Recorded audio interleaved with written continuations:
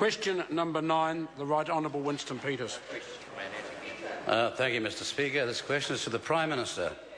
Has he recently taken steps to ensure that his confidence in all his ministers is rightly placed?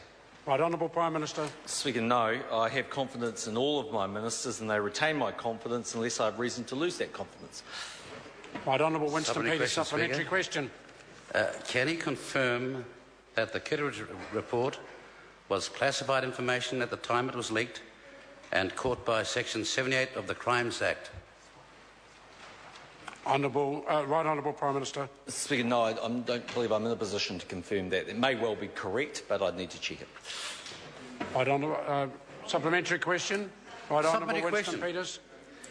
Why is the Prime Minister dismissing as, quotes, an indiscreet comment, end of quotes, a leak to a journalist who wrote on 9 April, and I'm using the very words of that article that journalist wrote, quotes, "The revelations are contained in the report, prepared by Cabinet Secretary Rebecca Kitteridge and seen by Fairfax," end of quotes.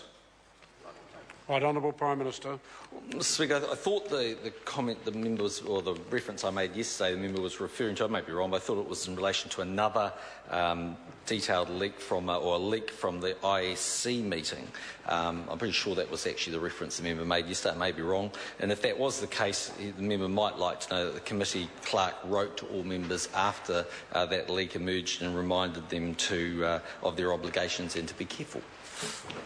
Supplementary question. Right Honourable Winston Peters. Why is the Prime Minister dismissing a most serious leak, quotes, as an indiscreet comment, not to do with anything other than the matter of the leak I'm referring to, when the leak to the journalist was of a full report which enabled the journalist to describe key details such as the 71-page length of the report, recommendations of, quotes, an immediate overhaul of the law, end of quotes, criticism of former GCSB Deputy Director, under-resourcing of the GCSB Deputy Director's office, culture problems at the agency and many other very substantial issues, all in a long report by that journalist. Right Honourable Prime Minister. Well, Mr. Speaker, as I say, I can go back and check yesterday's Hansard. I may be incorrect or talking at cross purposes, but the member's talking about the leak of the Kitteridge report. That is a serious matter subject to an inquiry by David Henry.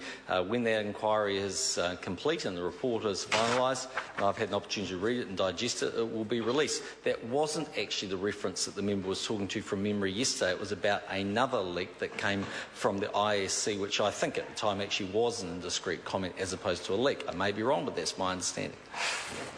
Supplementary question. Right Honourable Winston Peters. Why, when there is an inexplicable connection between one minister's phone calls and information leaks exclusively to one journalist, why is he showing such little interest in these phone records?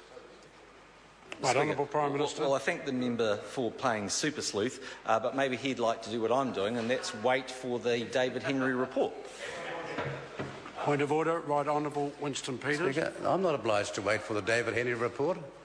I'm obliged to do my job as opposition member and ask questions. And my point is, the Prime Minister, don't get excited, chaps. Order. If the member wants to give a point of order, he'll concentrate. Yeah, well, my point of order is I'm asking the question legitimately of the Prime Minister about a certain minister's phone calls and the coincidence, not pure serendipity, of information by way of an exclusive leak to one journalist, which everybody in the press gallery knows about. Now, I'm entitled to ask that question and not be fobbed off by telling me to wait till some other later report may come out. As I recall the question, it certainly had an opinion that was delivered within the question that was the opinion of the member, and the Prime Minister adequately addressed that question. The member can ask a further supplementary. Supplementary question.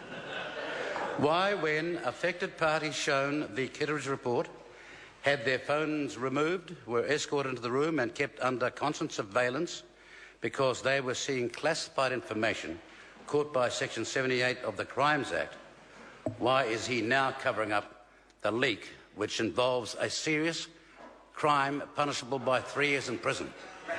Right Honourable Prime Minister. The member is just being ludicrous. We have commissioned a report. David Henry is writing the report. I do not have the report. The report, in the fullness of time, will be received, will be read and will be released. There's no more that I could do as Prime Minister. Some time ago, that member said, I quote, "I deal in the facts." Well, so do I. When I have the facts, I'll share them. Point of order, Right Honourable Winston. Speaker, you can see what's going on here. The Prime Minister... Oh, Order. don't worry. Order. Order. It is a point of order. Will I Yes, hope exactly, it is a Speaker. point of order? Point of Mr. order, Speaker, Right Honourable Winston Peters. I recognise an hysterical laugh when I hear one. The plain fact is, I am entitled to ask the Prime Minister about a certain minister's phone calls and the connection between that minister and exclusive leaks which are covered by the Crimes Act. I am entitled to ask the Prime Minister whether he regards that leak as a crime. And instead I'm being told, wait around. We all know there's a leak, so we know that a crime has been committed. Order. No, Mr. Prime Minister, I've heard sufficient. I've heard sufficient. I've heard sufficient. I've heard sufficient. The member is entitled to ask the question, and the Prime Minister is expected to answer it, and he's done so. The member now has one further supplementary if he desires. Speaker, tell me, Prime Minister, have you spoken to the Honourable Peter Dunn about his phone records and the pure connection by dates of exclusive leaks shortly after those phone calls and other communications that are a crime under the Crimes Act because the information is classified? Right Honourable Prime Minister. Speaker, no, because if I did that, I would be doing the job of David Henry. I am not the person responsible for the inquiry. Question number 10, Katrina Shanks. Thank you, Mr. Speaker. To the Minister of Justice. How is